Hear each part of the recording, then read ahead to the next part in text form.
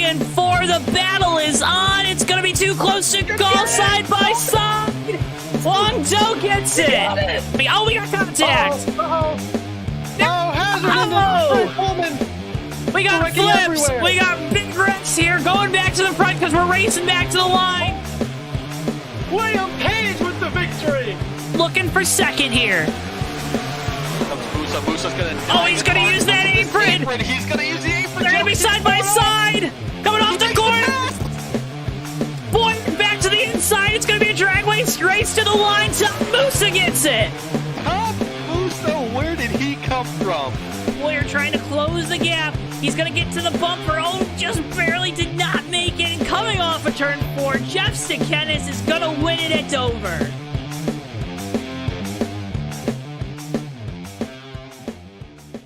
Before I wrap things up here in this segment, your thoughts on the type of race we're going to see tonight? And I would have to agree. Ladies and gentlemen, boys and girls, children of all ages, welcome to tonight's feature presentation of the TMP Solar RV Championship Series late model race here from Phoenix. As always, I'm your host, Joe Twansky. Alongside me tonight, we did the bright-eyed, bushy-tailed flight this morning to get out here to beautiful Phoenix, Arizona. You know him, you love him, Mr. Joseph Weaver. That we did, Joe. That we did. Everybody's getting their second day cup of Joe here. Hope everybody's tuned in, ready to see us crown a champion here at TMP in their late model series. Going to be a fun time tonight. We're going to crown that champion. We're going to get you set up here with our Circle B Diecast RV Solar Late Model Series race preview. Remember to use our code JTN at checkout at CircleBDiecast.com for free shipping on that order of $20 or more. Also heard some rumblings that there might be a little bit of a discount in there too when you use that code, so go check it out, go use it, get yourself a great deal on some new diecast. Weaver, 125 laps tonight around this 1 mile track. Nice clear 70-degree weather here. It follows us everywhere. Gonna be a fun time with these late models here tonight from Phoenix. Yeah, it seems like everywhere we go we bring some 70 and clear with us, Joe. Gonna have 125 laps here at the Phoenix International Raceway, International Speedway, Ingenuity Sun Media, Motorsports Park, Jeff Gordon Raceway. Whatever you want to call it, right? It's many names. Whatever you choose to call it, whether you choose it a short track or an intermediate. I'll tell you one thing, it's a difficult track. It ain't easy. These drivers are going to have to work if they want to win this championship tonight. Well, it wasn't easy in qualifying, too. Those results have been posted, and we're looking right now at our pole sitter, Rod Weston. Take us through the rest of that starting lineup, Weaver. Yeah, like you said, Rod Weston with a blistering fast 26.9 second lap around here is going to start on pole. Starting to his outside is going to be the 41 of Josh Boyer, the first of our championship hopefuls tonight. On the second row will be the 51 of Roger Nebelsack, and on his outside will be the 33 of Tom Fastcows. On the third row, we got another playoff hopeful here, Tom Musa in the number 4. And starting on the outside of him will also be a playoff hopeful there in the 2 car of Richard Fankel. Starting behind them in row 4 will be Dan Rubino 44, rounding out our final 4 tonight. Actually, you got that one wrong. I believe I gave it to Musa. You did. I meant to give that to our next driver, starting on the outside of Dan Rubino in the 6th. That is Rich Napping. There we go. Starting on, I believe it's row 5 now. We got the 60 of Ron Milkey and the 7 of Mike Hartman. And rounding out your field will be the 108 of Dog Palmer and the 78 of Will Driscoll. Now, you talked about it there, going through that starting lineup. The 4 drivers competing for the late model championship here tonight. A unique format here with the TMP Racing Series, as well as the ASRA National Championship. You heard the 4 that they're going for the title here tonight in the late models. But there's also the season-long TMP Racing Series Championship grid comprised of the TMP Cup Series, RV Solar Late Model Series, and the ASRA National Championship. These 3 races, of course, all live on JTN over the next 3 Monday nights. You see the grid there right now. It's Josh Boyer with 37 points to the good on the gap. Top 8 tonight at the end of tonight's race in points. Going to move on to next week's Cup Series race at Atlanta. Then the remaining top 4 after Atlanta head to the Michigan International Speedway for the championship for there. Can't thank Roger Nebelsack enough for a beautiful graphic there. And Weaver, when you look at that championship grid, a lot of names tonight. I mean, we're really close. From, I believe it's from 2nd in the points back through 11th in the points. It's only a 7-point gap, and that's definitely manageable here tonight. Rod Weston actually last in those points, starting on the pole tonight. Yeah, Joe, we're going to be seeing some tough racing tonight. Everything's up for grabs when you talk about that big championship. If you think about it, you got these 4 guys, you know, we're used to seeing these championship races, those top 4 maybe, you know, they get some breaks from the field. You know, the field ain't racing for a championship, but tonight they are. And they're going to be racing them hard because they know that big trophy, that's what everybody wants. We talked with this guy who's going to appear on your screen now. Last night at the end of the race, Josh Boyer, some new equipment there for the 41 team. Something to watch, working with a new beautiful Fanatec wheel. And with all that high-tech equipment also comes a little bit of a learning curve. Yeah, he was telling us last night he's got a whole setup, a brand new Fanatec direct drive wheel, and they're top-of-the-line pedals. I could tell you, Joe, those things ain't that easy to control. He's definitely going to be out there working tonight. If there's anyone here that can do it, it's 16-time race winner in the 2021-2022 season, Josh Boyer. So we'll keep our eyes on that 41. Here's the 33, Tom Fascow's in that Chrysler 300, always looking nice and fancy. Those 300s, you ride in luxury when you're in one of those. Nice wide body on those cars. Yeah, for anybody watching last night, we had a Cadillac able to take home the victory in that luxury. Maybe tonight we see the same thing here out of a Chrysler 300, and maybe not the most luxurious as like a Cadillac, but definitely a step above the Fusions and Chevys that we have out here that he's competing against. Let me tell you, those 300s, when I was looking for a new car, it was definitely one of them I was looking at. Gas mileage, not the greatest, but that's what you get when you pay. You pay for luxury, right? You pay for luxury. You got to ride in style. Tom Fascow's doing it tonight in that Skull Bandit. There's another one of our championship hopefuls, Dan Rubino. Bino in that 44 Chevrolet, looking to have a good run. Won a race earlier this year here in the late models. Got himself into this Final Four, but also, Bino, one of those guys that's right on the edge for the overall championship. How do you manage that tonight, Weaver? You're running for the championship here with the late models, but also, you're running for that overall championship. Well, to me, it sounds like Dan Rubino is going to be looking to have a really good finish here tonight. I'm looking to him to be pushing throughout this race, kind of starting mid-pack, as well as some other championship hopefuls tonight. But look for him to be making his moves to get to the front early here. Going to be an interesting show. This was your Circle Beat Diecast RV Solar Late Model Series race preview. Remember to use code JTN at checkout for free shipping on your order of $20 or more at CircleBeatDiecast.com. You do that, you get your free shipping, and you also help support us right here on JTN.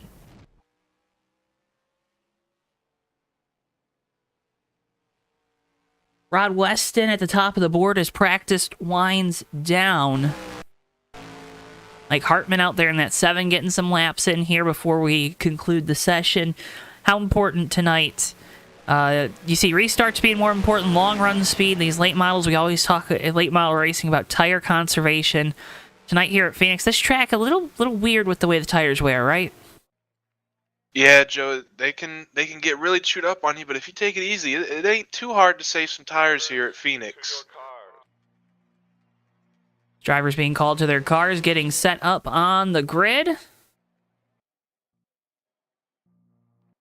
Drivers, start your engine! You hear the command, we fire up these 11 late models to go racing here in Phoenix. Monte Carlo pace car gonna pull off. And into 11 drivers all competing for a race win. An opportunity to move on in a championship battle next week with the Cup Series at Atlanta, and 4 of them with a little extra on the line. The overall championship in the Late Model Series here tonight. So glad you're joining us here on JTN. Again, a action-packed week of racing, action-packed championship month of racing here with TMP. We're so glad you're along for the ride with us. We're so glad that we get to cover these races. They're always good, and tonight going to be like no other. 125 laps here from Phoenix. Start-finish line used to be down here on what was the front straightaway. Now it's the back into turns number 3 and 4. Rod Weston in the number 19 going to lead us to green. NOS Energy Drink Toyota with Josh Boyer, championship hopeful, on the outside. Into the Geico restart zone we go. Green flag. We're underway in the season finale for the TMP Late Model Series.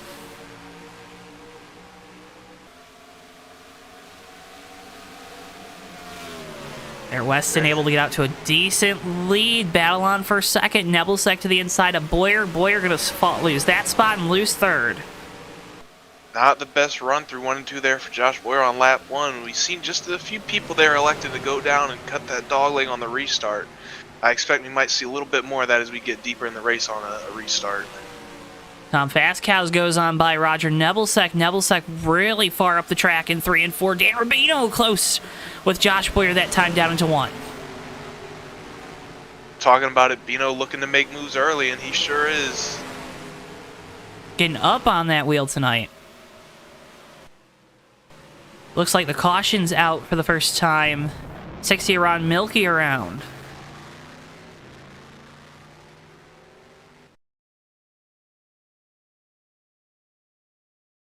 Little single car blooper down here in turns 1 and 2. Just looks like got really aggressive through the center of the corner. Weaver had to jump on the brakes, spun the car out.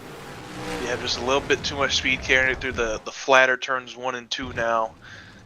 A little hard to keep that car under control. You want to get it real low there. He's up a couple lanes, carrying a little bit too much speed. Got her turned around on him. No damage though. Dog Palmer does a good job of avoiding.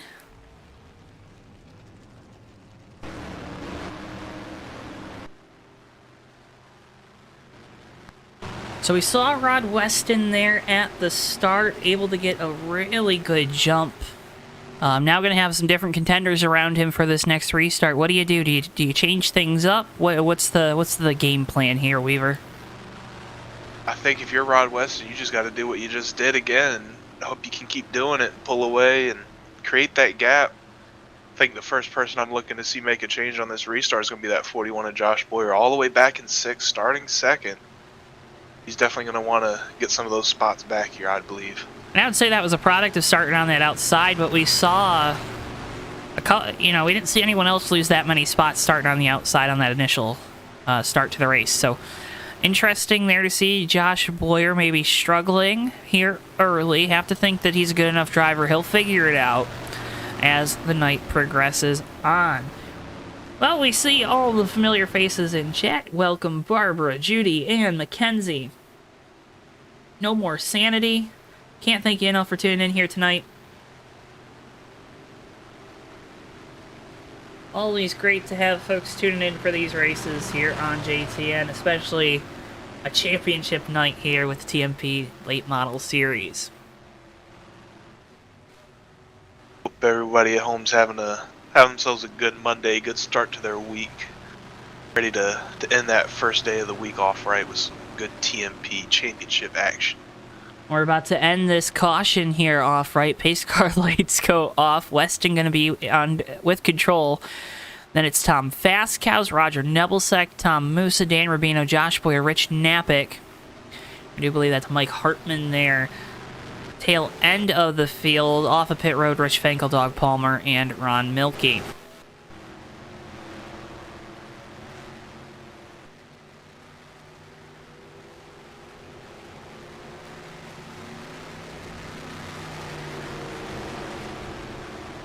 Pace car is in. Weston with control. Single file restart here. Right now, your championship leader for the late models, Dan Rubino, back there in 5th, has Josh Boyer and Rich Napick right behind him for the restart. That's your battle for the late model championship. Weston with control here for the restart. Going back green, coming to lap 6 of 125. Into the Geico restart zone we go. Green flag, we're back underway here from Phoenix.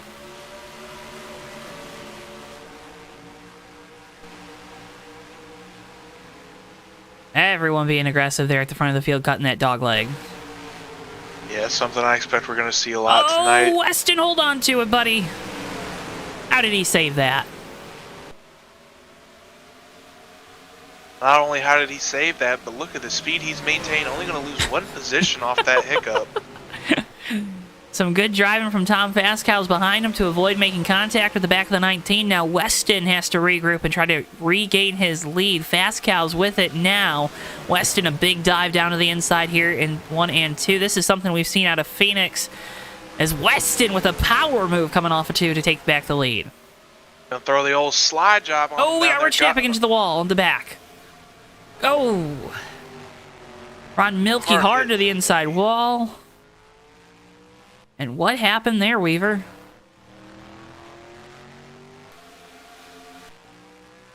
We're still green. The 6 is parked. Not sure. Looking back on it, looks like there might have been some sort of connection issues there for Rich Knapping, maybe with his controlling caution. device. Oh, Mike Hartman. Something has gone wrong for car number 6. Let's get a replay. Definitely not what the driver that number 6 was looking for tonight. Never good, too, when you're sitting there stopped and the cars are coming full song at you, right? No, that's the last thing you want to see.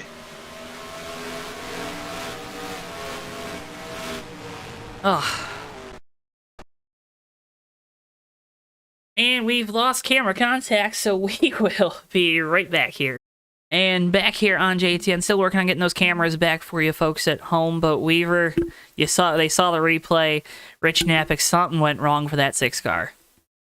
Yeah, it looks like he just kind of lost all control of it there, coming off, hit the wall. Not in a loose way, just in a quite literal sense here. We are playing on a video game. 60 there, Ron Milky, nowhere to go, got into him, got some heavy damage there from the wall.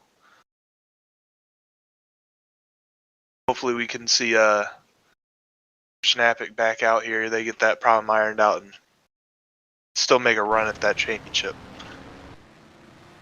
Most likely in a position to need a miracle. Dan Rubino now out in front of the field in that 44. Rubino getting those laps led here early on in the night. It's been a pretty good start to the race for old driver 44. Yeah, he's definitely been on the move. He's got a strong car. He's been able to make passes on the track, and now he's employing some of that pit strategy to get him that track position.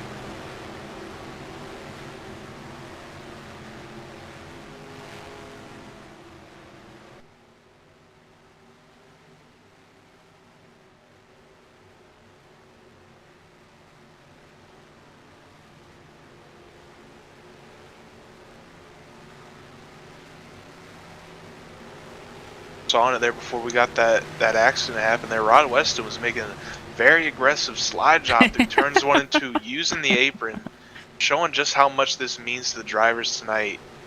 They want to be out front. They want to be as high as they possibly can at all points. Ace car gonna dart down the pit lane, and I think that's something to watch here on the restart. You got cars on fresh tires now, cars out in front that haven't come down the pit lane yet tonight. Dan Rubino, one of them. He'll be bringing us back to green in that 44 Danny's Auto Chevrolet.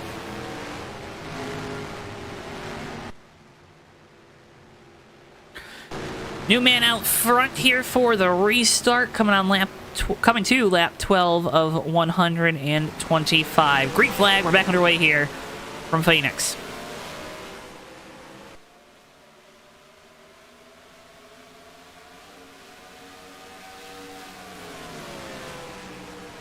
Rubino getting a good jump there on that restart. Going to pull out a good 2-3 car length gap on second place for Nebelsack. Further on back, Rod Weston heating up the back bumper. Tom Musa for third, down into 3 and 4.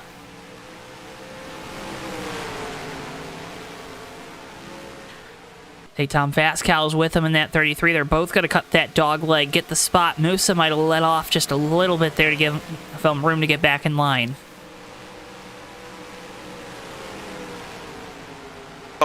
The style of racing we get here at Phoenix now, really invokes that give and take. When do you want to push and when do you feel like you need to back off and let a driver go, let them go, and maybe move a guy in front of you, get an easy spot that way. Now, we didn't talk about it in the open, but how aggressive can you really get with cutting the dog leg here? Because I mean, is it doing damage to the car? Are you kind of making some enemies out there doing that? Like, what are the pros and cons of cutting that dog leg? I don't think so. Looking at these cars, Joe, it looks like they have the ride height raised just a little bit more than they might normally have, expecting that transition of the banking there. And I think you can get real aggressive with it, as we've seen drivers doing already. I think we'll really see it on the restarts. You can get almost down to that wall, and it'll still be a good line to take. Saying a late race restart might be a little crazy. I would assume so. Pascal looking for a chance to get to the inside of Rod Weston there, down into 3 and 4. That time not able to do so. Weston now looks to the inside of Dan Rubino. Bino that time cutting the apron just a little bit. Weston not able to get to the inside, but here comes a big run and a lurch down into 1. 33 and 19 really cutting through this field right now. Tom Pascal is just following Rod Weston through, staying in his tire tracks as we see him inside. Oh, he drifted up. Bino saves it, but it's going to lose a lot of time, a lot of momentum, and here comes the rest of the field.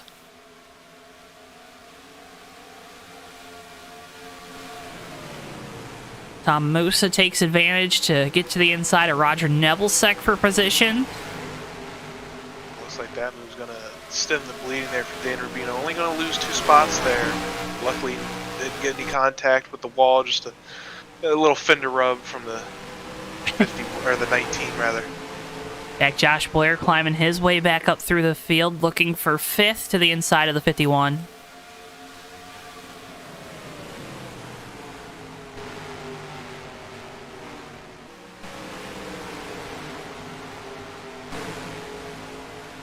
We talked about in our race preview, Joe, Josh Blair with that new setup, new pedals. We saw last night even he was having a little trouble on the restarts. I wonder if it ain't getting used to that new throttle pedal. And the big thing with those Fanatec wheels and pedals is that brake, right? You get a really good real feeling with the brake, the throttle too. Of course, Nebelseck getting a little loose there through 1, has to save it on the bottom, but actually getting a really good run off the corner. It's the pedals are the biggest difference, right? I think, he's going to send the 51 around.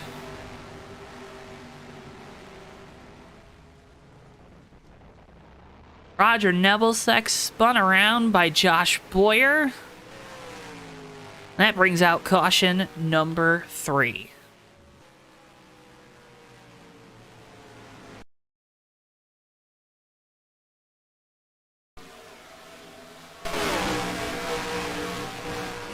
You see the replay. Boyer just gets in the back of him, right?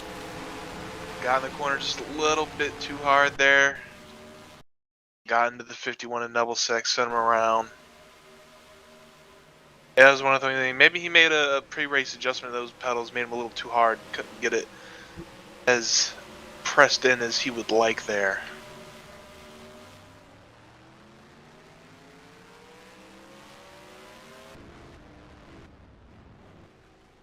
So whole field coming down the pit lane. For fresh Hoosiers.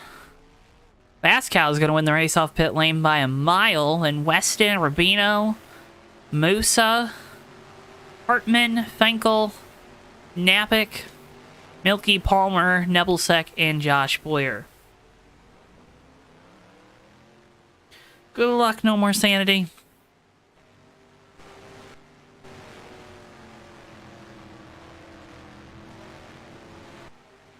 Looking back on it, looked like the 19 of Rod Weston kind of overshot his stall a little bit there, had to back it up, wouldn't get a penalty for servicing over that line in front of him.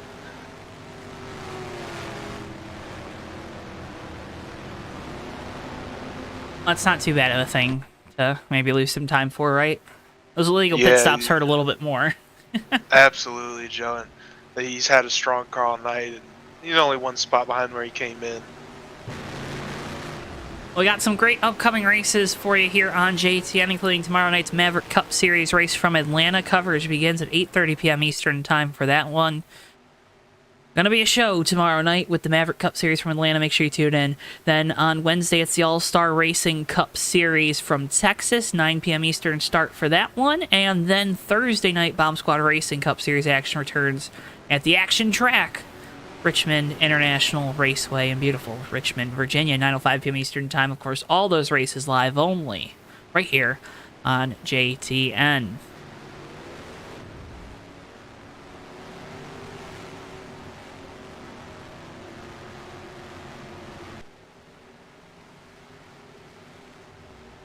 Pascal with control here for the restart for the first time tonight. See how that Chrysler horsepower does up in front of the field.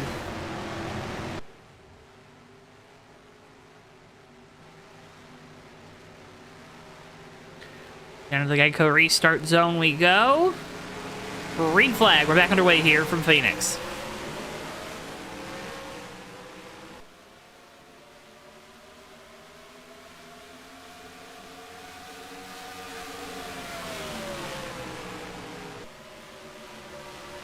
Looks like everybody getting up through the gears there. Nice.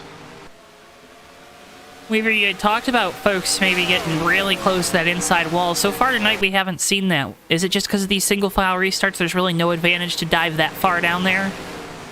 Well, I'm sure that plays a part in it, but it is still also pretty early in the race. I think if we get a late race restart, 5-10 to go maybe, we'll see a lot more people using more of that racetrack.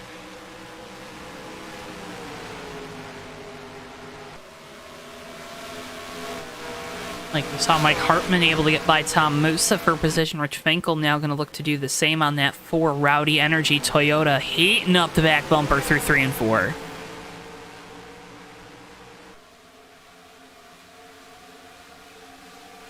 Worth knowing, behind that battle, the 6 of Rich Napick is back out here on track. And back on the lead lap.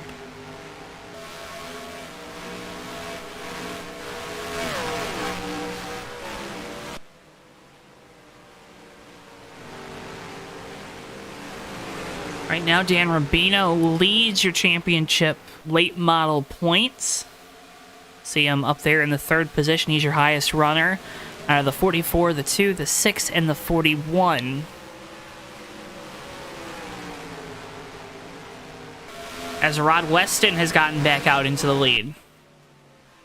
I'll tell you what, Joe, we were looking at these times in qualifying. Everybody was real close, but I'm seeing a real breakaway here with this 19 and 33. Being able to pull away from this field. How careful do you have to be right now, though, not to use up your stuff a little too much? You always have that in the back of your mind. You never know when you're going to get that long green flag run. You always got to be mindful of those tires, and you can't get too used to having these yellows, in rapid succession.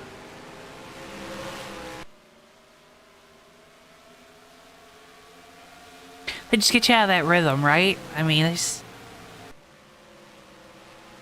Yeah, and it could definitely get you thinking, maybe this will be the norm for the race, and the one time you decide, I'm going to push these tires on this restart, I'm going to really go for that position, that's when you go green for 40 laps, and you're struggling at the end of that run. When you least expect it, right? When Absolutely, you least Joe, expect always. it.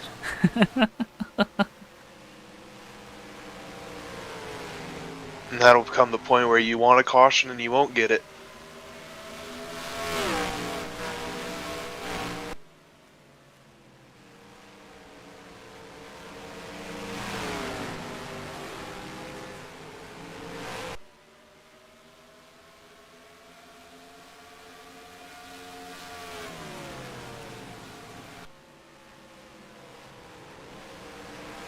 Got a battle for 5th going on right now. That time by Thomas really using that dog leg up, trying to put a gap on the 2 behind him. And we've kind of stabilized the field right now. It really feels like everyone's starting to get into their rhythm, sink in here. Yeah, everybody got those pre-race jitters out. They had those first few cautions, and now it's time to really settle in and log some laps. Oh, we got one around. It's Rod Weston in turns 1 and 2. Caution That's is gonna out. burn. Weston got a tow. Oh, no. Oh yeah, looks like that engine just expired on him there going into turn 1. Oh, my goodness. And that will end his championship hopes, too, Weaver. You see that big plume of smoke coming out there? Is there just where they enter the first corner? Real tough break there for the 19. Had probably one of the strongest cars out here on level with that 33, but they were the class of the field so far. That changes a lot of things, doesn't it? That's your pole sitter. Absolutely. Man. And Rod Weston is out of the race and will be out of contention for a championship here. The overall championship.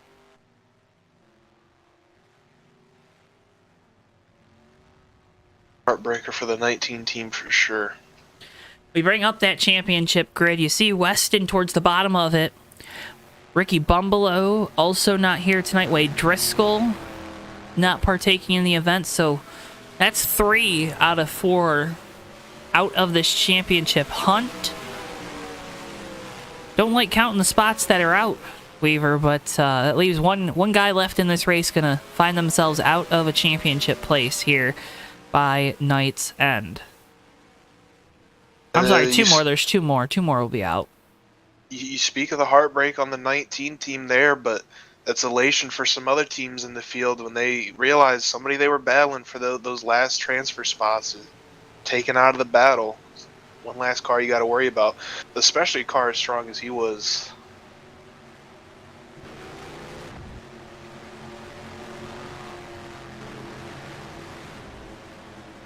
That's the second or third time we've seen that happen to the 19 team this year, too.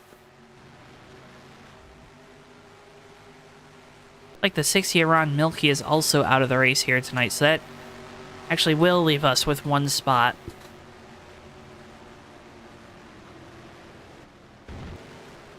Or am I still getting that wrong? Oh, we got 9 cars left, right? Yep. But looking at the scoring, it does seem like we have 9 on the lead lap.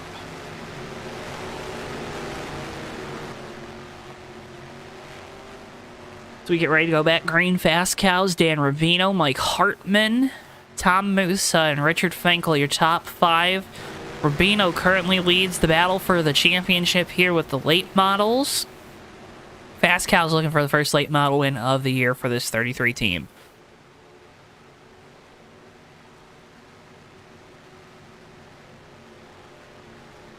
.33 with control on the restart once again here. As we make our way into the Geico restart zone. Green flag, we're back underway here. Little wheel spin there at the front of the field. We're going to stack them up. This is about the closest we've seen the top 2 going into turn 1 all race. 3 Tom Fastcow's running a little higher line. Going to have to check up there, give Dan Rubino a chance to look on the inside. Like Rubino kind of caught a transition there at the wrong part of the corner. Lost a little bit of time down the back straightaway.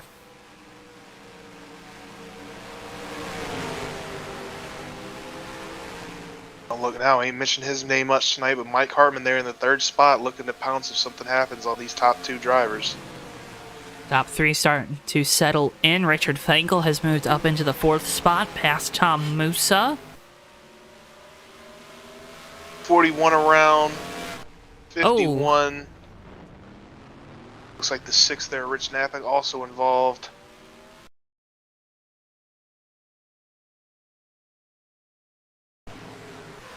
The replay Boyer going to go around all by himself.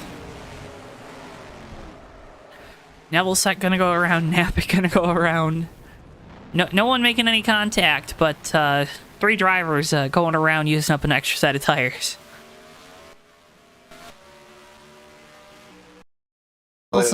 They missed the Olympics by just a couple months, but they did some good synchronized spinning there, Joe. Took the joke right out of my mouth.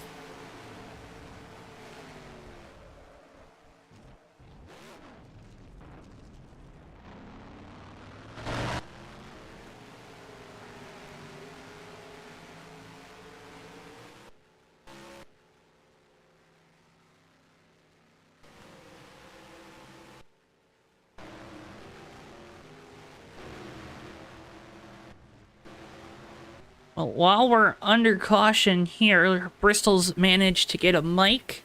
The driver of the number 19, Rod Weston. Rod, checked and released from the infield care center. What happened with that 19 car? She blowed up. No indication? No indication. Now I went right into the corner. Next thing I know, the rear end locked right up and around. She went. What made tonight so much fun for you? Because it seemed like you were just having a ball out there after qualifying on pole. I love flat tracks. I grew up on them. My bread and butter. That's where I started racing, and you get to most of these, and I kind of like them. They suit me well. As we're getting ready to go back green here, Rod, obviously tonight not what you needed. Gonna most likely be on the outside looking in for the overall championship. How do you attack these next 2 weeks? Just like I did tonight. That was my plan, was to hopefully try to stay out front and win the race. Set me up good for it. I'm out of all the individual championships, and now I'm like probably not even going to be able to make it into the overall. So we'll see how it gels up. Well, Rod, again, I've had a fantastic run going here tonight. Before we let you go, though, anyone you want to shout out? Oh, of course. I got to say hi to Mackenzie. I got to thank my crew chief, Jim Carley, car chief, Rick Paul, all the guys on the crew. This is the last time this car is being run. We're going over. I believe we're switching over to Mopar and new sponsor for next year. So kind of waiting to see what the gang's going to do for a series. Hopefully the late model series stays. One of my favorites. Come back next year, hopefully stronger and better. Rod, again, apologies for the way the race finished, but glad to see you're okay after that one. Tough break for you. And again, thanks for taking the time to talk with us. Oh, absolutely. Thanks for letting me come down and say hi. Have a good night, guys. Rod Weston, driver of the number 19, out of the race early after qualifying on pole and having such a strong run going. Just a devastating way to end the race. Like he said, he had a plan to come out here and run as well as he was, and that's what he was doing. He was leading the laps. He was making the moves to be up front. He said no warning, the engine just expired on him. Not much you could do in that situation. Not much you can do. Restart was pretty tame. We're single file throughout once again. Really the close battles towards the back half of the field. See Tom Musa, Roger Nebelsack, Rich Napick, and closing in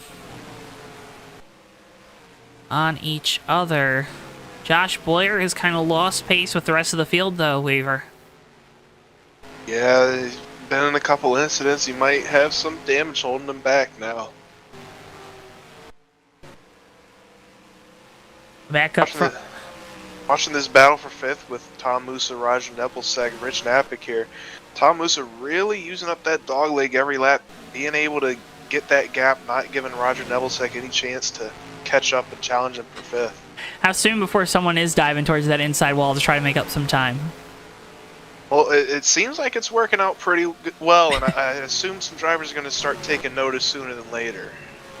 Mike Hartman starting to close the gap to Dan Rubino for second. Bino starting to fall off a little bit in this 44.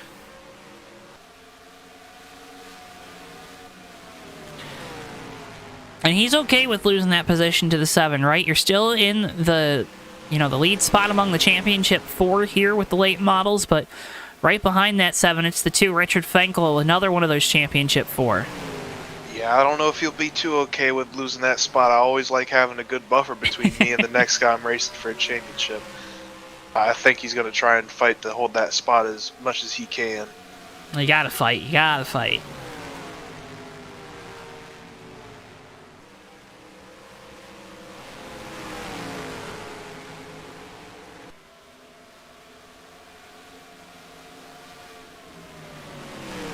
At the front, we still have the 33 of Tom Fastcow setting the pace. Lost his dancing part in there with Rod Weston. Looks like they were going to be able to duke it out here, but Tom Fascow's pulling it out. Got a strong lead here right now.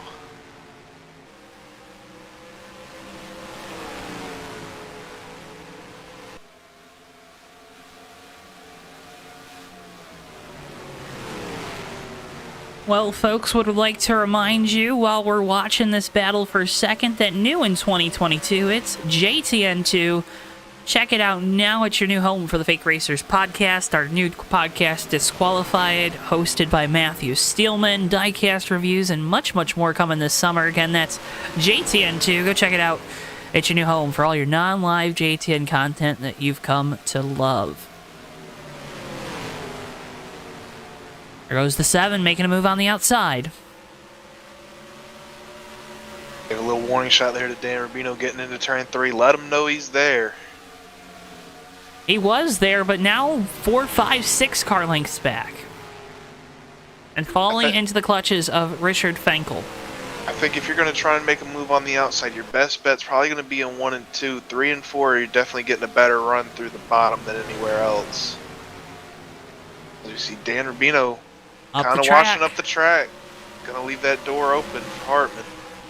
Hartman going to get to the inside. So Tom Musa being the first to take one of those really aggressive cuts through the dog leg. But now Richard Fenkel on the door of taking over the championship lead. Oh, no. He's around. That's a jinx.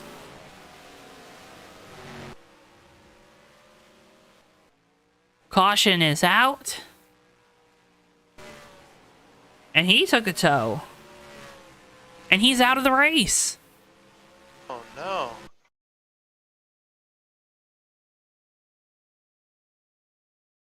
Don't tell me this was another one of those kaboom moments. Didn't look like it, did it? Didn't initially. Go It back on our was. monitors and look. It was. Yeah, just Oh same my issue. goodness. Rear end locks up and he goes around.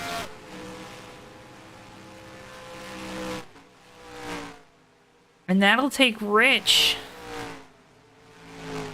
out of the championship hunt here tonight and out of the overall championship hunt.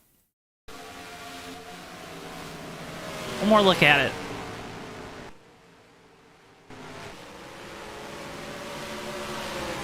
Ugh.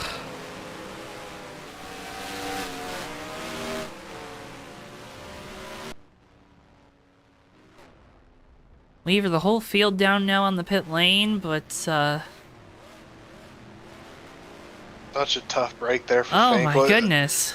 He had the championship spot in his eyes right there, right in front of him. Next thing you know, the engine shuts off on you and you're spinning around, nothing you could do. What a killer. Yeah, Mackenzie, Rod lost the motor going down into turn number 1 there a few laps ago, so night ender for the 19 team while they were leading.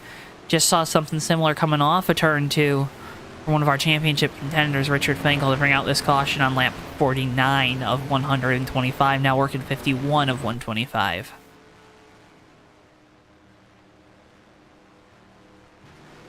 Man. They're dropping like flies now, Weaver. The two very strong cars there.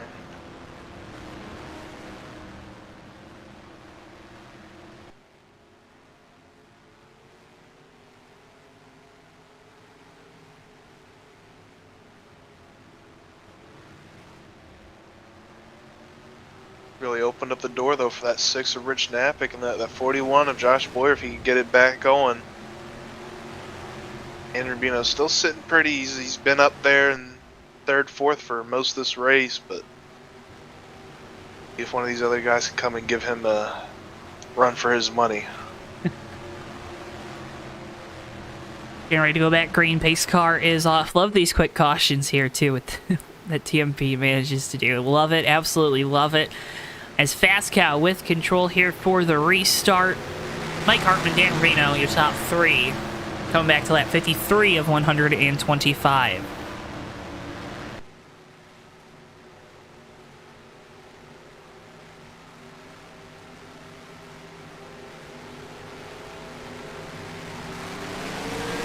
Green flag, we're back underway.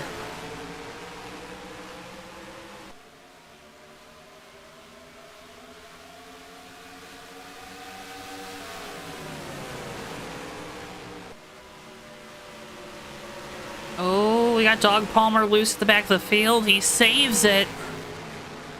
Gonna lose a couple spots, but save the race car. I think that's a pretty good trade-off. Absolutely, utmost concern is keeping that race car clean, live to fight another day.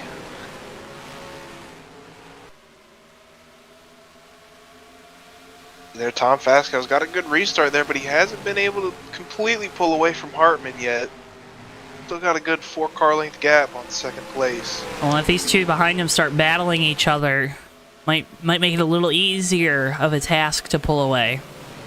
And Dan Rubino looking to put another buffer between him and Rich Napick here for the championship battle. I think Bino might have something in that car to, like, a magic button that he hits. I'm not sure if he did. I think he might have misplaced it there, taking out the 19. You know, it's a car that was strong that was ahead of him, but wasn't really one that you needed out of the race like that.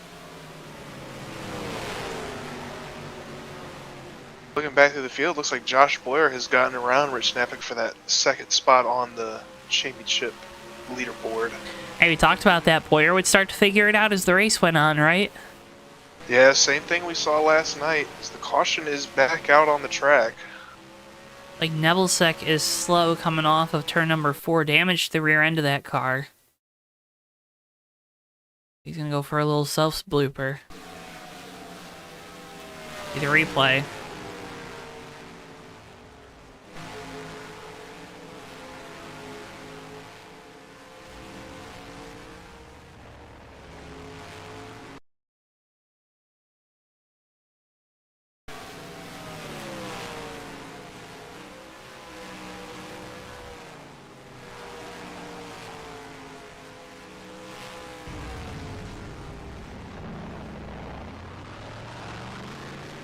No, Joe, it's looking like to me there's a fine line of using that apron down there where you can kind of straddle that line, but if you try and get too low there, the transition will hit. And it's easy to lose it there. It's always a risk at a track like this. We see them doing it at California as well. Running in the apron through the corner, it's usable, but it wasn't meant to be used. So when it catches you out, it can hurt.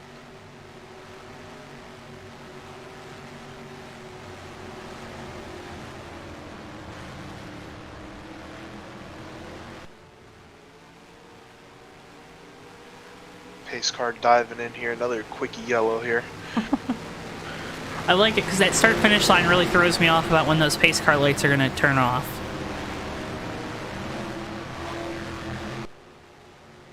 With that pace car going in early really gives the drivers a chance to play some games on these restarts. Oh, and you know they love to play them. There we go, green flag.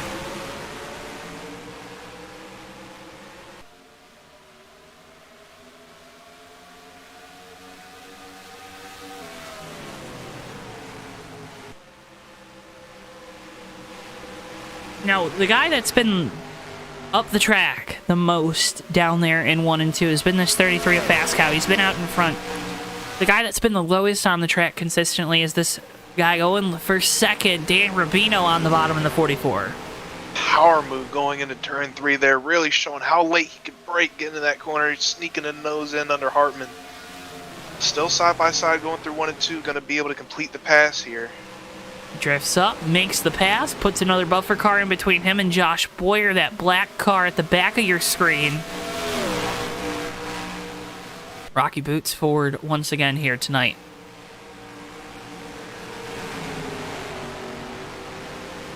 Rubino up the track in 3 and 4 there, going to give Hartman a chance to come back.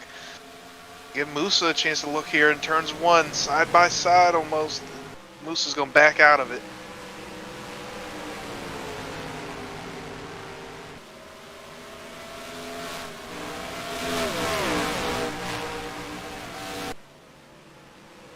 So Hartman gets on by for second. Musa having to check up that time down into turns 1 and 2. See if he gets another run this time down the front straightaway. You know, they put the grandstands in a weird spot here for us to call these front and back straightaway, don't they? Yeah, it's more like front and back corner, and the straightaways are what we need to start naming. Straightaway 1, straightaway 2. Mm-hmm. We got the front corner we're going through now, and gonna be coming up to the back corner.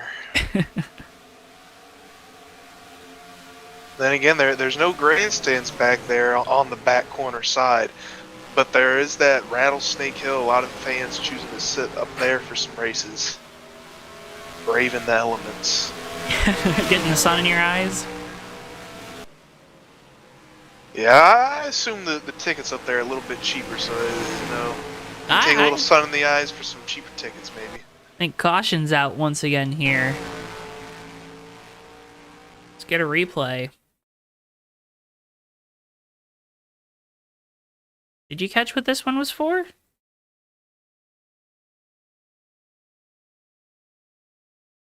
Going through right now, see if I could see anything.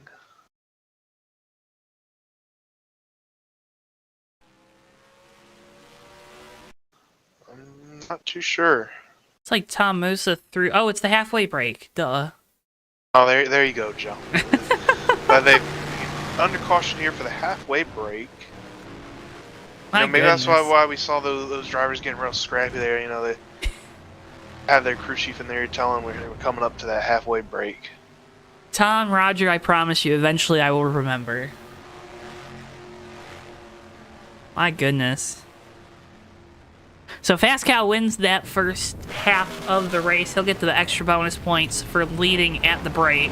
Gonna win the race off pit road. It looks like Josh Boyer gonna be third with Hartman in second. So Josh Boyer moves into the championship position there in the third position.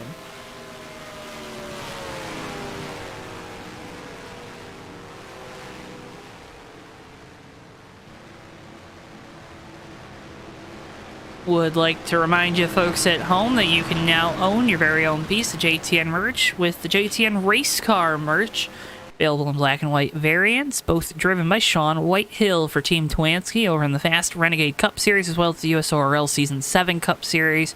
You can get those both now again on the JTN merch store. Weaver, you got some shirts up on there. Great quality merchandise coming out of the JTN merch store.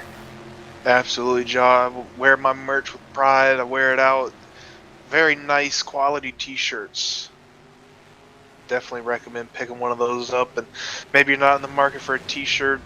Though it may kind of getting out of the season for it, but we got some hoodies up there. Got some mugs, some tumblers, some stickers even if you want to get to decorating a laptop or anything you might put a sticker on.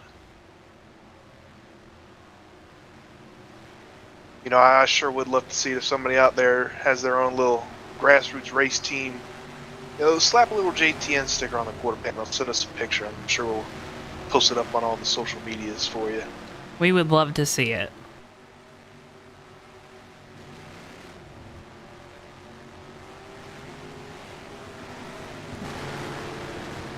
Base car is in, getting ready to go back. Green flag racing. Fast Cow with control.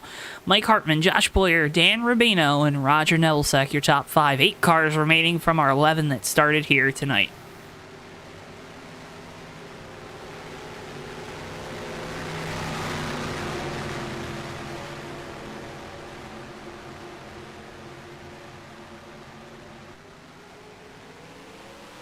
Green flag, we're back underway. Fast Cow's getting a great jump on that restart. Dan Rubino all over the bumper. Boy, you're going into turn 1. Oh, Bino's going around. Roger Nebelsack collected. Rich Napick going for a spin as well. Caution is out. And what happened here?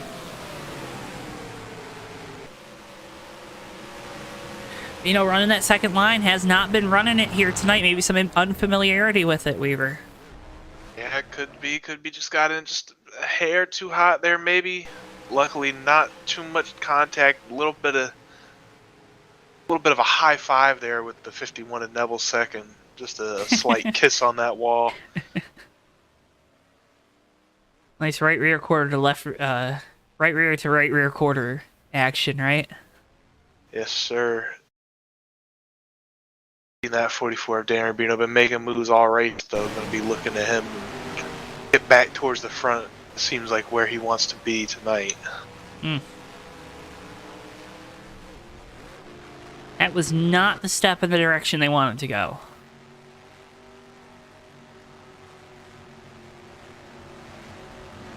But you know, Joe, nothing can ever be perfect.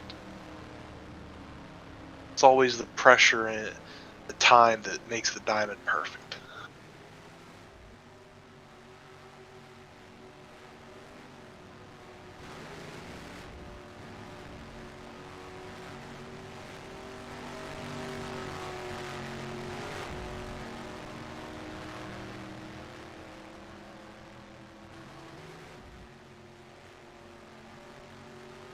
On that 41 of Josh Boyer, though, my eyes just lit up. This really opened up for me. It's looking good for a championship now. Still got a lot of racing left to do, but he's now got a good buffer between him and the next championship competitor here.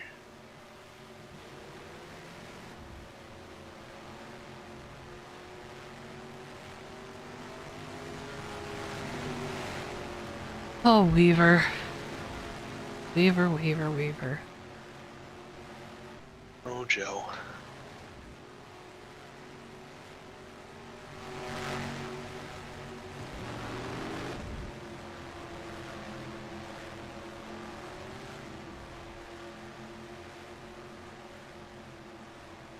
Pace car lights are out. We'll go back green, lap 70 of 125. Is that correct? Yes, it is. Wonderful. I'm showing 69, going to be coming to 69. I'm showing we'll be coming to 70. We're on that lap right now. Beaver. My monitor might be off then. Talk to IT. Yeah, you know that we got those nerds in the basement. They're always messing with my stuff. AKA me in Bristol. Yeah. Listen, Bristol knows we have a love-hate relationship. He likes to play pranks on me every now and then. Exactly. Tom Fascow's looking to play a prank on the field and run away. Great restart from the 33. We're back underway. 70 of 125.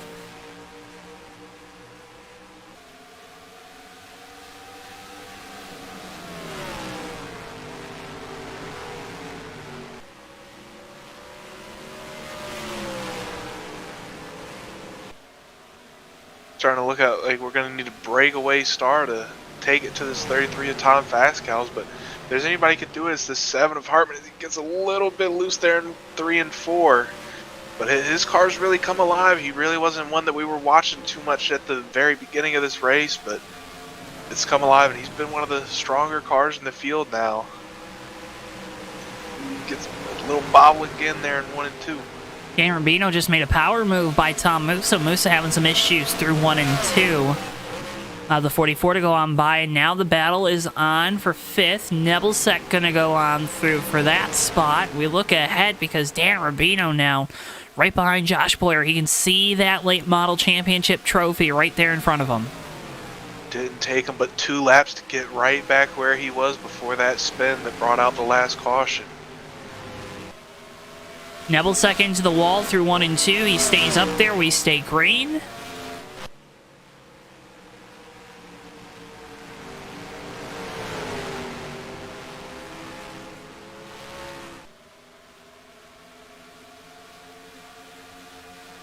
We were talking about it in the pre-race preview. I figured the 44 here would implore that strategy, being aggressive. He's going to go out here and run heavy. He's obviously running for the championship tonight, but as you mentioned, pretty close on the cut line for that overall championship.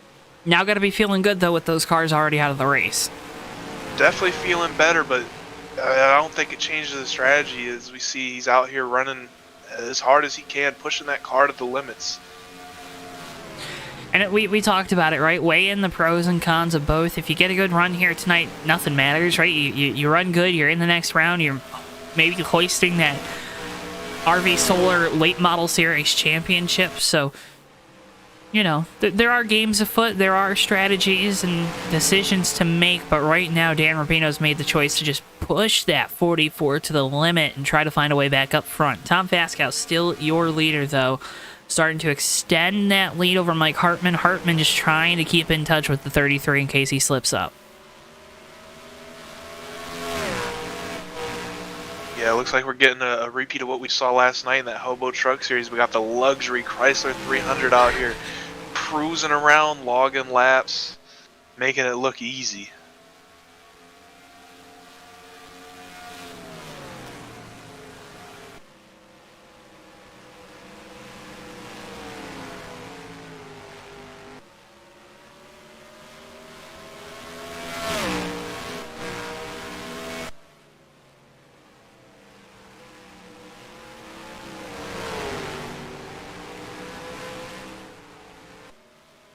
The 44, Dan Rubino able to get around the 41 of Josh Boyer, put him in the lead for the championship battle.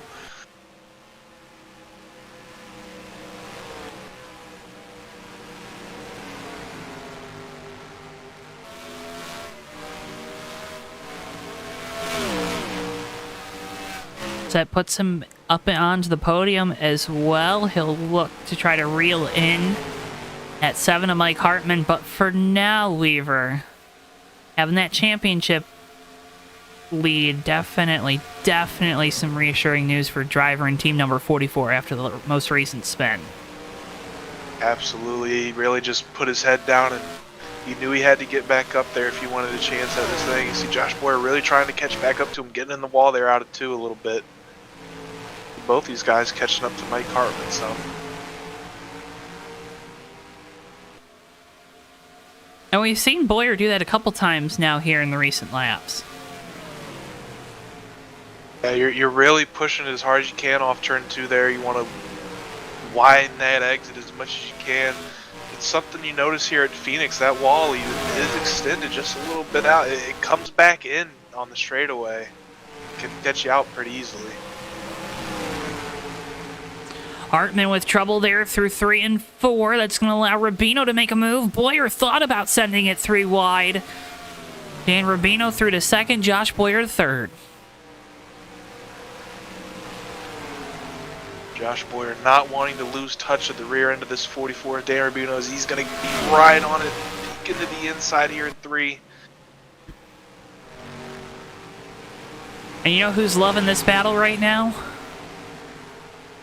At 33, leading this field, he's pulling away.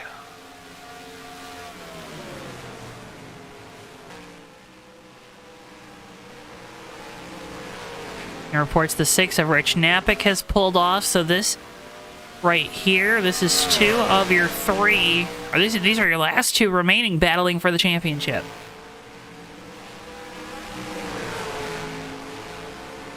Boyer to the inside. Gets a little high. Josh Boyer with the preferred line, this time down into 1. They're going to get close. Boyer taking care to make sure he doesn't drift up into the 44. Rubino taking that high line that he's kind of struggled with. He's going to hit the outside wall, lose a lot of time. Mike Hartman goes on by for 3rd, Tom Musa for 4th. A tough break there for Dan Rubino. Really tried as hard as he could to hang it on the outside there, keep that speed up. Just got a little too much on it on exit. And Hartman missed the corner that time down in 3 and 4. So Musa now up into 3rd.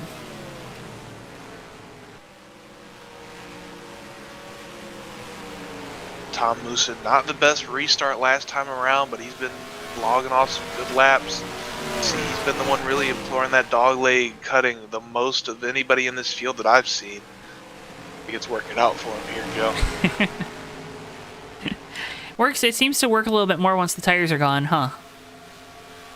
Yeah, I'm noticing he's doing a real good job. He's cutting it pretty early. Gives him a chance to get back on track a little sooner there. Set up for turn 1. Really carrying that speed. Dan Rubino just lost 2 more spots, Weaver. It looked like he might have gotten the wall there out of 2. Really pushing it hard now. Looks like he probably will be looking for a caution at this point to make up some time. Think he was just pushing his stuff a little bit too much, trying to stay ahead of that 41? I don't know about them, but I think now he's definitely, now's the time you really got to push if you want a chance. You never know if you're going to get that caution to get you back up. You got about 3 seconds of time here to make up on track to get back to Josh Boyer. And getting to him is only half the battle. You still got to get around him once you get there.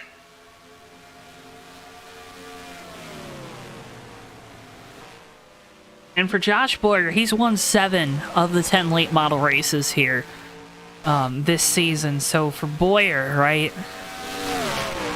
the victory is well-deserving champion, makes the change with the hardware to the new Fanatec wheel coming into tonight's race, and having a good showing here in second. Has lost touch with the leader, has Tom Musa kind of starting to close in that white and black and red Rowdy Energy Toyota, but for Josh Boyer, you got to be feeling really good about yourself here this year, regardless of what the outcomes are tonight. Boyer with a great run going and making the last-minute change or late-season change, however you want to phrase it. To be running in second after the tough start to the night, really impressive for driver 41. Yeah, a lot of learning to do there. Looking at the lap times, he's cutting off some time of Tom Fascow's there in the first spot. I was thinking he might be, saving his stuff. No, he's about 3 seconds back now of the 33. Maybe he was going to back down, take his second place in the championship, but he's really driving for it. He wants to win this race. Go on board with Tom Musa. You see the lines. The difference there, especially through the dogleg. Boyer keeps it up on the track. Musa running further on down the track. And not a lot of time being gained now by Musa trying to use that shortcut. Tom Musa doing everything that he can to keep a hold of this 41. Running some really fast laps for as late in the run as we are. Cutting a couple tenths off this lead every lap. You can see that 33 getting bigger out the windshield.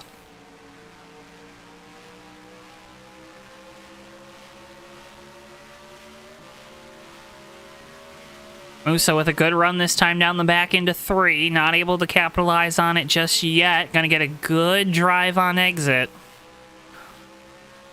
And a big dive to the inside this time.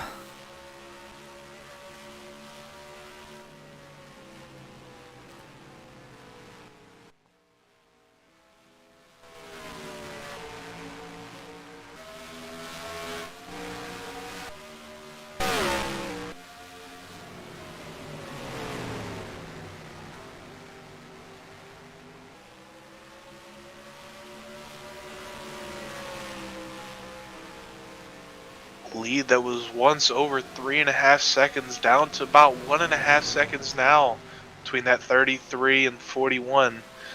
Josh Boyer getting a little high there through 1 and 2, but that getting high through 1 and 2 ain't always the worst thing, Joe, because you can really arc it off that corner, use a little bit of that apron getting out, give you a straight line off the corner, a lot more speed to carry.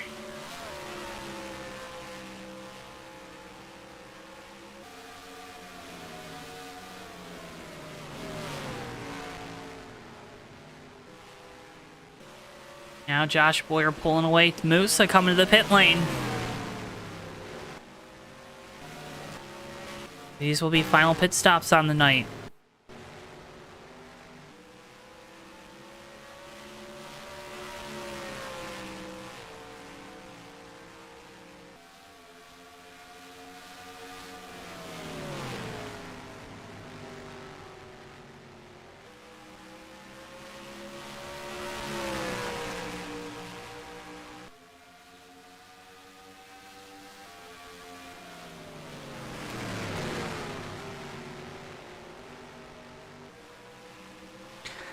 Here comes Josh Boyer. That massive lead we saw there for the 33 of Tom Fascow's all but erases. He's going to look like he's going to be taking it to the pit road this time. And not a very aggressive pit entry. No, deciding to take it nice and reserved there. Don't want to make any mistakes. If you're not too sure on it, and know you got a fast car. You got to lead on most of the field still. Take it easy going in on pit road. You might lose a little bit, but you're still going to come out ahead as if you would have spun or wrecked it getting onto pit road. See how Josh Boyer decides to attack the pit lane. I do believe he's coming this time. Tom Musa looks like he's going to stay out to try to lead a lap here. Roger Nebelsek's still staying out as well in the 51. Late race pit stops, Weaver. They're always a doozy. Musa working that undercut, going to come out way ahead of the 33 here. Where he ends up blending out in relation to the 41 of Josh Boyer. I really did miss that, didn't I? Might have, Joe, but that's why you pay me the big bucks. Yeah, indeed. Musa gonna come out way out in front of Josh Boyer in the 41. Fast Cow's gonna do the same in the 33. And that's just a lap, right? I mean, that's not cut to like 2 or 3 laps for Musa, but just a lap for the 33 team. No, that's the difference that fresh tires can make. At the end of that run, we were running about, say it was an average around 28.4 second laps, but we see right now they're down in the 27.4s. Tom Musa just ran his fastest lap of the race at 27.45. It's go time for these drivers, and they got that fresh rubber. They're really going to be pushing. Well, and something we saw with Josh Boyer was struggling early on in the run, and right now looks to be the same case. Losing time right now on the fresh tires. And he's really slow, Weaver.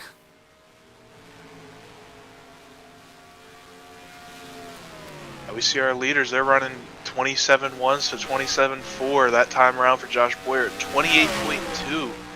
It's not going to help him catch them any, but he's still in the lead in the championship points right now.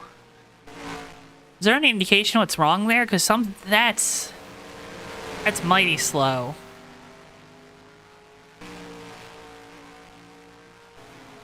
Because even saving fuel, you wouldn't be running that slow of lap times, right? Nah, I don't think he'd be saving fuel at this point. Only 25 to go now. I think he might have just, had to get back in that rhythm. It looks like he's starting to get back on pace with our leaders here. Here comes the battle for the lead. Fast Cow is there. It's the Tom and Tom show. Oh, Musa getting loose. Fast Cow going to dime in that corner, get a big run off the corner here, see if he can make a move down into 3 and 4. As the preferred line down on the bottom, car drifts up a little bit. Musa going to be able to drag race back to the line. That time 33 gets the lap, able to cut that dog leg and take the lead. Fast Cow back to the front.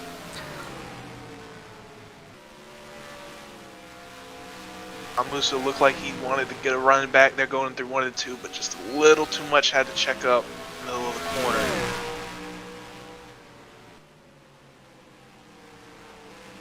Musa now sets his sights on trying to get back around this 33.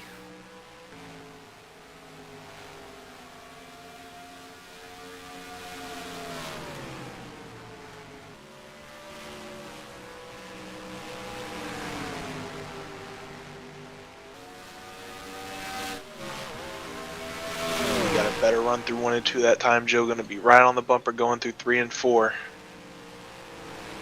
Trying to find a way. Late race battle for the win.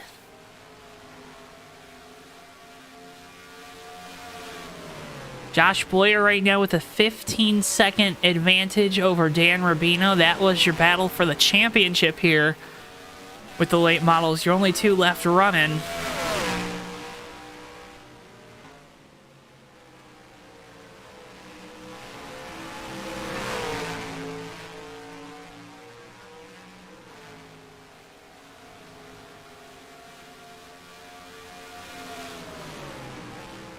Tom Moose is staying tight on that bumper of the 33 of Tom Fast Cows. Giving him a lot to think about in his mirror.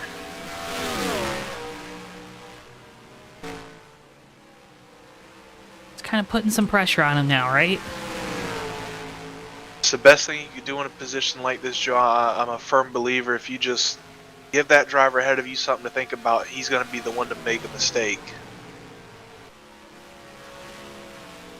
He was looking low there going into one.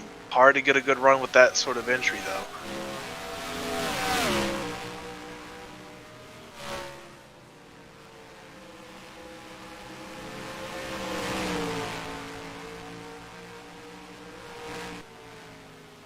Trying, working, doing everything he can right now is Tom Musa. There in second, closing the gap to Tom Fast Cows. Not enough to get anything working yet. They're going to be coming up on lap traffic. That's Dog Palmer, bright yellow Dodge Charger there in that 108. And we got the tail of two corners here. Two very different corners on this track, but seems like Tom Moose is a little bit stronger in 3 and 4, but he loses the advantage he gains in 1 and 2 about every lap.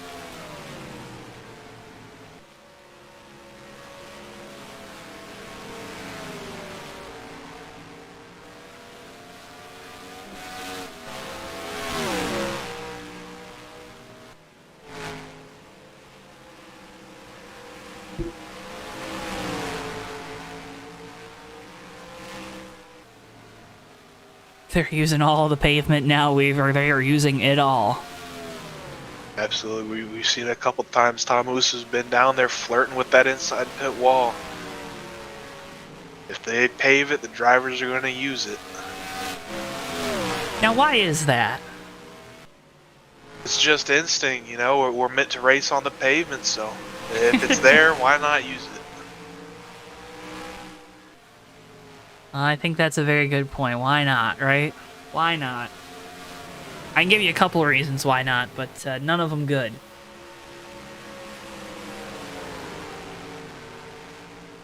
And folks, it's not a double yellow line, right? Do we want to do that little cliche joke? Definitely not a double yellow. You can absolutely go below it with no penalty here. Busa with a run. Be able to get side by side with him here going through 1. Not a good entry contact. Both into the out. Oh, they're flipping. No, not like this. Caution is out. Shades of Talladega Night, smoke coming out of that 4 car. A massive wreck through 1 and 2. Weaver, that wasn't going to work because the entry that the Ford car had to make that angle was not a good one. No, not at all. He had such a big run coming off cutting that dog leg there too. Just carried a lot of speed in that corner. We saw how it ended up. Massive wreck.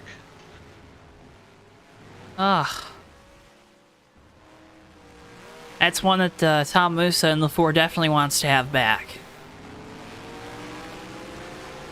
Yeah, I could tell you talking to Tom Musa before, that's not the outcome of that move that he foreshadowed happening ever.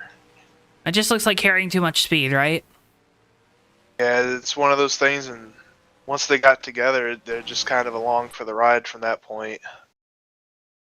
Never good when we show you this helicopter cam when you can see the bottoms of the race cars. I'll tell you who might be a little happy that happened, though. Dan Rubino's going to get a shot here. He's going to have to give it all he's got here to try and get this championship away from Josh Boyer. That's the thing. Bino going to get a shot. Josh Boyer going to win the race off the pit lane, though.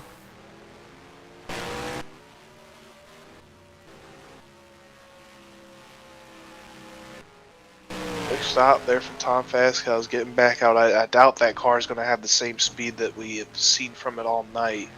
Tom Musa continuing his extended stay on pit road. Man. Hedge fence doing its job down there. Not a lot of fans over there on that side of the track, so don't have to worry about the debris spewing everywhere. Is Dan Rubino on the lead lap, Weaver? I believe he should be. Right now, my timing and scoring showing a lap down. I have to see how they cycle through here. I did notice he came to pit road early there, lap before everybody else, so I'm not too sure on that.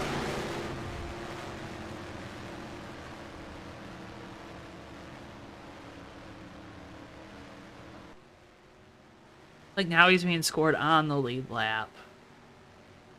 There'll be tail end here for the restart. Pace car lights are out. Josh Boyer, Tom Fascow's 1-2. Roger Nebelsick, Mike Hartman, Doug Palmer, and Dan Rubino.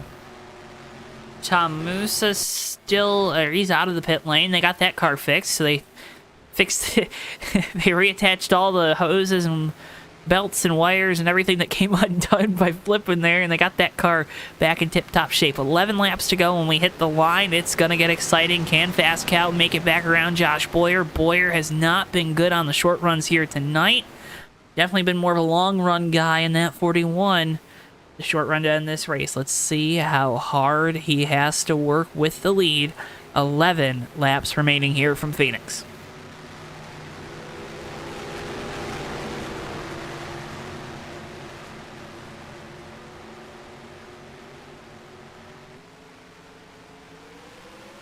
Green flag, we're back underway. Fascow, big dive down to the inside, not able to get the positioning into the corner. Dan Rubino getting by Tom Musa, but he's lost the rest of the field. It's Fascow's to the inside, big dive. Boyer got loose down in turns 1 and 2. He falls back to 4th. I don't know how he's doing it, but Tom Fascow's back to the lead after going on his lid. Roger Nebelsick in second now. It's our TWB 10 to go. Head on over to GardenLightsDirect.com because from porches to patios and more for all those outdoor lighting needs, GardenLightsDirect.com has you covered. Again, that's GardenLightsDirect.com here on your TWB 10 to go. Battle on for second rather.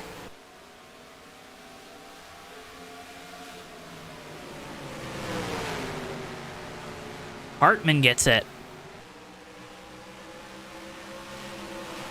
Don't look now, 41 of Josh Boyer. The struggles continue on the short run, losing another position. Don't look now behind him, Dan Rubino. He's gonna be hungry. He's there, and how aggressive does he get, really, Weaver? All the gloves are off, all the chips are in. It's go time now. You're under 10 laps to go. There's a championship on the line. You got to use everything you got in that car. Well, we're going to try to go to the widest camera we got here from the top of the grandstand because the battle for the lead is on, too. Mike Hartman all over the back bumper. Tom Fascow is going to have a good run that time through the dog leg, but not able to get anything going this time into 1 and 2. Hartman in the 7, Fascow 33. Top 3 all underneath the blanket. Roger Nebelsick, first time we're saying his name in a positive light up here towards the front. Hartman looking on the outside of 33 of Tom Fascow's here through 3 and 4. Tom Fascow's going to get the run Hartman off. catches the wall. He's going to save it. He's still saving it in that dog leg. Lucky all that pavement's down there. He might have ended up around there.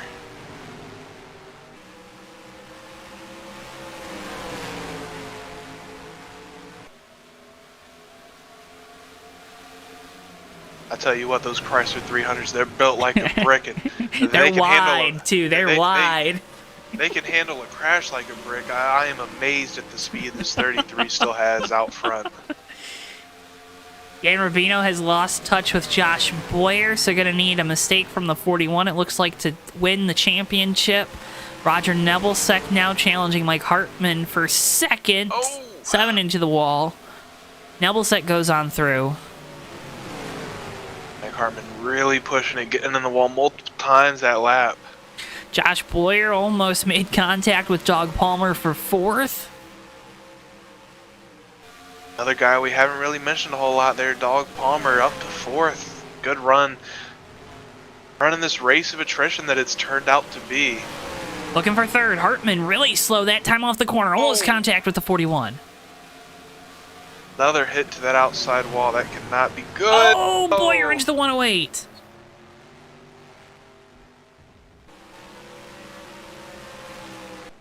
That is going to give us a caution here. And with the way these Weaver, we might be getting one of those one-lap dashes.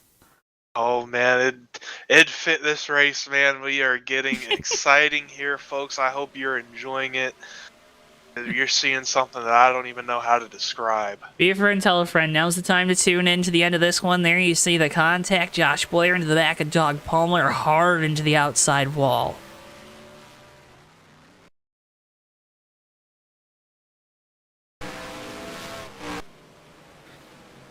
That just 41 sends it in a little too deep, huh? Yeah, you know, we saw that earlier from him there. He's, like he said, new equipment, probably still getting used to that heavy brake pedal. So might not. Well, he was back in the field. He's probably racing around Doug Palmer some tonight. I would say it could play into not knowing a driver's, braking points could affect you in that situation as well. Oh, man. Well, Weaver, pace car lights are going to have to go out next time at the line for us to get a one-lap shootout to the finish of this race. Everybody at home watching, I'm going to need you to cross your fingers, cross your toes, whatever you got that can be crossed, you need to cross it now. Hope we can get a one-lap shootout in and decide it that way. You never want to see a race in there. Well, no, those pace car lights are off. We're going back green. They're using road course yellows here tonight. That's what's up. Yeah, they're tricking us. They're tricking us well. Pascal with control. Nebelsick in second. Mike Hartman, Josh Boyer, Dan Rubino, Doug Palmer, and Tom Musa for the restart. 2 laps to go. Richard, that is yeah, I agree. Here we go. Green flag. 2 to go. Hartman, not a good restart. Let's go back up Boyer, give Dan Rubino here a chance to look and make a move. Watching the battle for the lead. You see the battle for the championship behind them. Nebelsick trying to find a way around Fast Cows. Coming down the back straightaway for the second to last time. White flag will be in the air this time. 1 lap remaining here from Phoenix. We got 2 great races going on at the same time here, it feels. Josh Boyer able to pull on Dan Rubino for that lead. Tom Fascow's not able to do the same on the 51 and Nebelsick for the lead of the race. Nebelsick with a big send that time down into 1 and 2. Going to try to get the run off. He's getting loose. That might have just took him out of it, Weaver. Through 3 and 4 for the final time. Tom Fascow's from start to finish has been the most consistent class of the field. He'll win it here in Phoenix. What a drive by that 33 car, Tom Fascow's. A big shout out to his crew for making sure that car still had that much pace in it there at the end. Held off everybody and gets the win tonight. That car was up on its roof not even 25 laps ago. No, and also big shout out to 41 of Josh Boyer getting it done, winning the championship here in the late model series. Oh, and Doug Palmer not happy with Josh Boyer after the race. But Tom Fascow's burns it down here in front of the fans in the stadium section of the track. He's your winner for the first time this season in the late model series. Always good to end the cap off the season with a victory, right? Yeah, it's a good one. Heard from Rod Weston, hoping they get this series back going again next season. It'd be good momentum, going into that first race next season, knowing you won the last race last time we were out in these cars. It's a big morale boost for you and your team.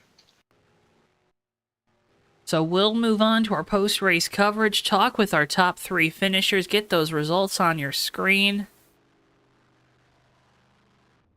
Tom Fascow's, though, taking home the checkered flag here tonight.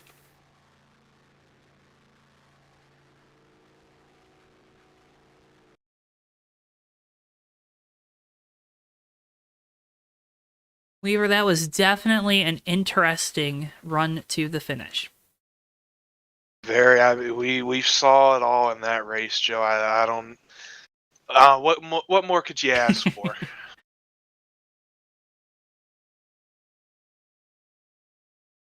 I don't know, maybe a couple explosions. I feel like we got just about as close as you could get on live TV with that. I was gonna say, I guess we did have 2 motors blow up, huh? We saw some motors blowing up. We saw some cars flying through the air. We saw it all tonight. Top of all that, we saw some great racing as well. Those results going to be populating your screen. Have our first of our top 3 joining us now in the media center. He's the driver of the number 51 tonight. Roger Nebelsick. Roger, you got a copy. Hey, Joe. How's it going? Well, it's going pretty good. Just saw a fantastic finish to this race here in Phoenix, but you and this 51 team have to be feeling really, really good about your finish tonight because it seemed like it was an uphill battle. Yeah, I'm ecstatic to come home as in second place. I didn't think I had anything, but again, that's why we run these races, right? Hey, you gotta run the whole race, right? First 20 laps, they don't matter by the end of it. But Roger, I mean, it's been a crazy season here with the late models. Obviously, not part of the championship battle with this 51 team, but for the overall points, a good solid night got you in to the next round next week at Atlanta. Obviously, not a lot that you can take away from tonight that you can transition to Cup cars at Atlanta next week, but the momentum now, knowing that you can kind of come back from those early race incidents, has to feel pretty good. Oh, absolutely, it does. Yeah, you're right. Not a whole lot different, but I'm expecting maybe some tire wear next week as well, and learning to be smooth on the throttle. I think is going to help preserve those tires because Josh has been real good at that all year, and that's kind of what I learned that last long stint was kind of trying how to manage it and be smooth and stuff like that. So hopefully that can translate a little bit. I can be a little bit smoother than I normally am at one of these big mile and a halves, and maybe it'll translate into a championship for me. We'll just have to wait and see. Well, Roger, we're going to be watching next week at Atlanta. Going to be a fun time. But before we let you go, again, congratulations, second place run here tonight. The floor is yours, though. Sponsors, family, friends. Floor is yours, buddy. Yeah, thanks, Tom. Thanks for putting on the league. It's been an absolute blast growing this thing the past 2.5 years. Let's see, who's my sponsors? My late model car. I don't think I even remember. It's been a while. Rural King and Wrangler. Yeah, Rural King and Wrangler, yes, Farm and Home store. So got them on there. Got ski as a contingency. I'm sad to say I've been out of ski for a couple of weeks now, so I need to go get. Yeah, I know, right? You got to call the sponsor. Yeah, and I gotta make a run. So as soon as I get some more of that, I'll crack that open. And thanks to the wife for letting me do this, and thanks for all you out there for watching. Joe, thanks you, and is that Joseph Weaver in there as well? Mm-hmm. Yes, sir. Thank you guys for broadcasting this. Appreciate you guys being here. It makes this a lot more fun. So, congrats, Josh, on the championship. Got a shout out to Beam, man. He fought hard all night. He just came up a little bit short. I told him, I said, yeah, I'll give you some time here if you want to go talk to Joe. He said, nah, that's all right. So, we love you. We'll see you next week, guys. Thanks a lot. Roger, once again, congratulations, and thank you so much for talking with us. Thank you. Oh, and congrats, Cal, on the win. That was a good finish, man. Roger Nebelsick, driver of the number 51, your second place finisher here tonight. Let's go ahead and move over into race victory lane. He's the driver of the number 33 Chrysler. Getting Chrysler back in victory lane with the late model. Tom Fast Cow. Cow, you got a copy? Yes, I do. After seeing you up and over on your roof, you looked more like a turtle. Getting into victory lane, though, had to be a surprise, right? Well, you know what?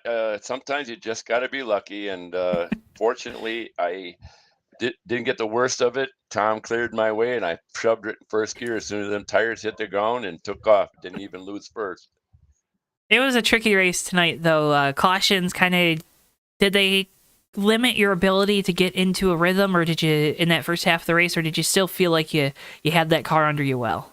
Oh, the cautions benefited me because when my car is all yellows with about 12 laps to go on tank, it's a squirrely bastard. So yeah, fresh tires every 15 to 20 laps was in my favor. Well, Cal, the first victory on the year, of course, in late models, unfortunately in the last race, so not able to help you with the championship battle, but obviously some good momentum going into next week in Atlanta. What's the outlook for you in this 33 team? Always good in the Cup cars. Yeah, well, I'm in the Cup because of a win, but my points weren't very good. But now we're all tied up, so We'll see. I missed at least one cup race because of COVID at the beginning of the year, Mhm. and so I really didn't pick up the pace until my win on the third week with that road course on the open wheel cars. Mhm.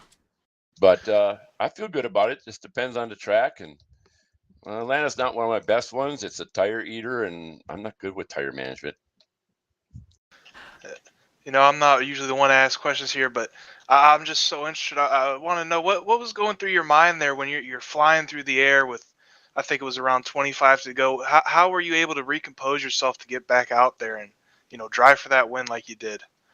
Well, fortunately, I didn't hit anything in the front, and we have moderate damage, so I wasn't really worried. I didn't think about it. I just said, we got to get going so we can get it fixed. And I took an extra couple of seconds for repairs in the pits, and that it cost me a position with Josh. But I wasn't too worried about that because I knew I could pick up, pick positions to the front as long as I had enough laps.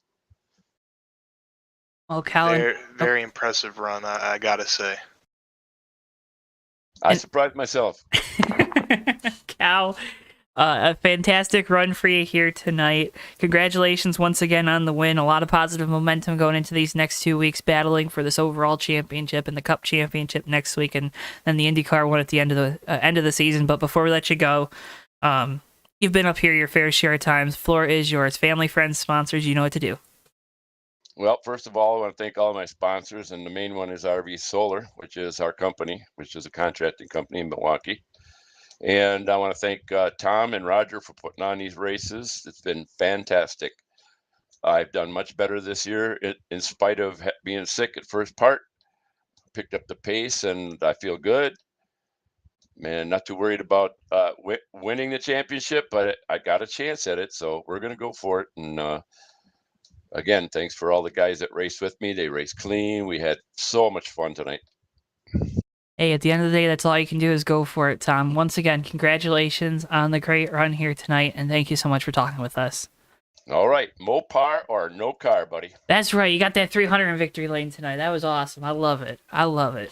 Tom Fastcat. What? Hemi. Yeah, man. First of the year, right? My PT Cruiser broke down on me, and which is a different story because it's a lot of miles. But man, those 300s, they're slick. They're slick looking cars. But you got it in victory lane. Rode in luxury throughout the night. Get to take home the trophy once again, Tom. Congratulations on the win. Yep, had the air on the whole time too. Tom Fastcow, driving number 33. Your victor here tonight. Thanks, Tom. That's it for. We now head over to the championship trophy presentation. He's the driver of the number 41, Rocky Boots Ford.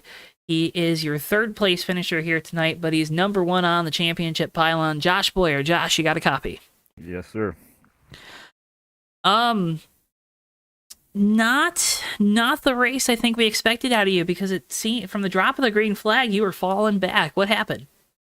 I struggled today. The track was slick for us tonight. So that was just really a battle to survive, especially the first few laps of a run. And you saw it from the drop of the green flag, and then late in the race too. Even with fresh tires, I couldn't drive it in as hard as the other guys early in the run, or it would just come out from underneath me. So had to kind of wait till the tires warmed up a bit. But then once they got warmed up, I felt like I could keep up and then even catch the guys late in the run. I was catching those two leaders before they wrecked, and I thought I might have got to them by the end of that race if we had stayed under green. But yeah, battle all day today, but very lucky to come out where we did tonight and capture this championship.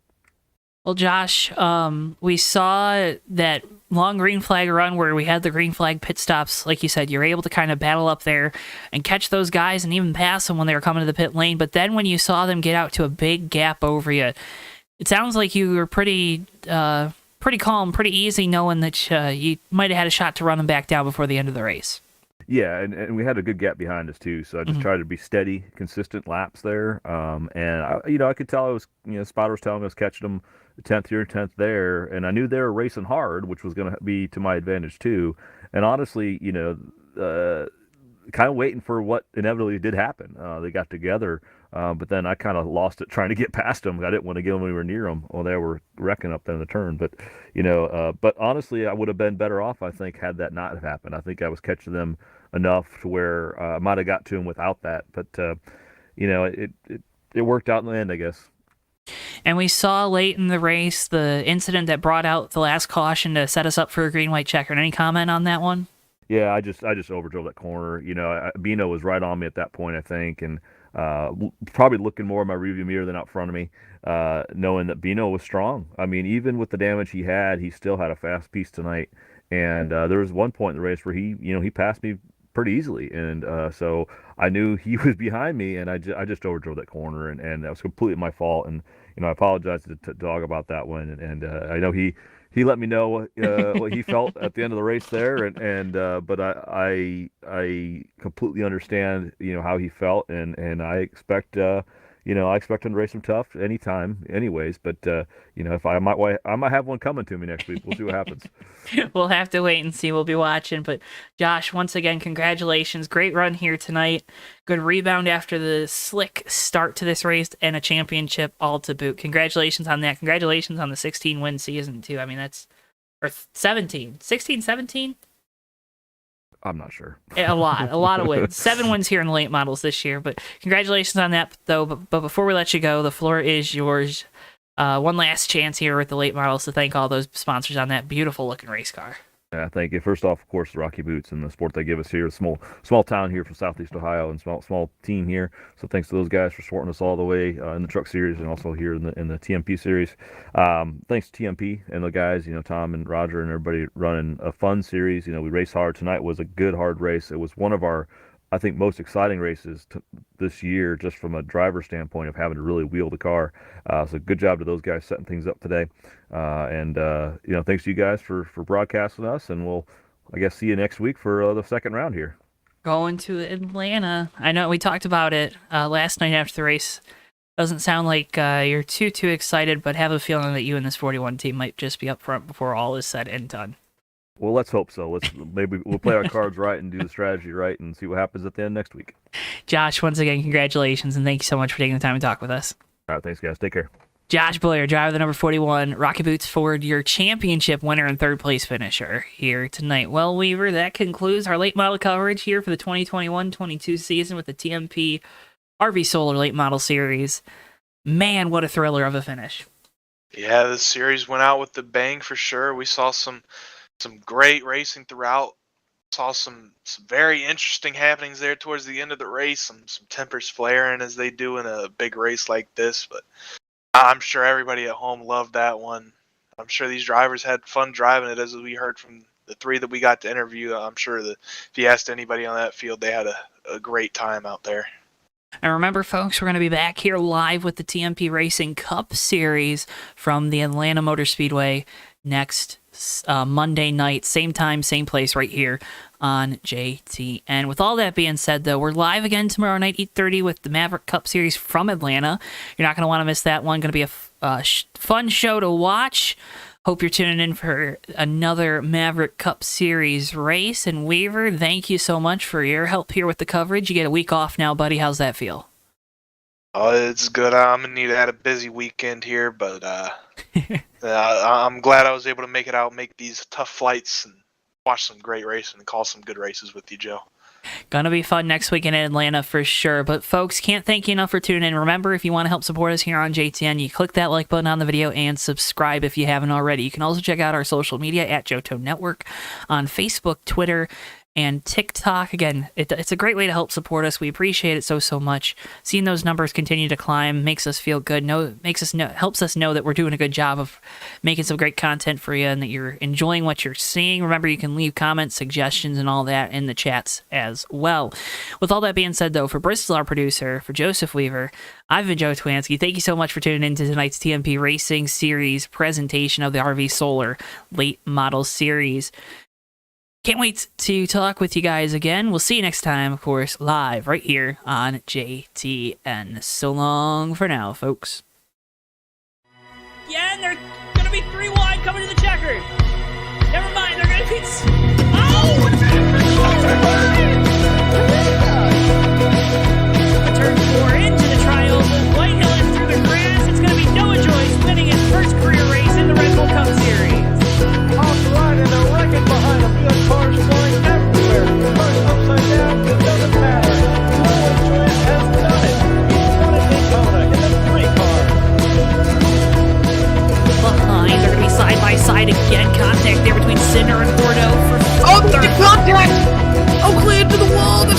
Jack Neely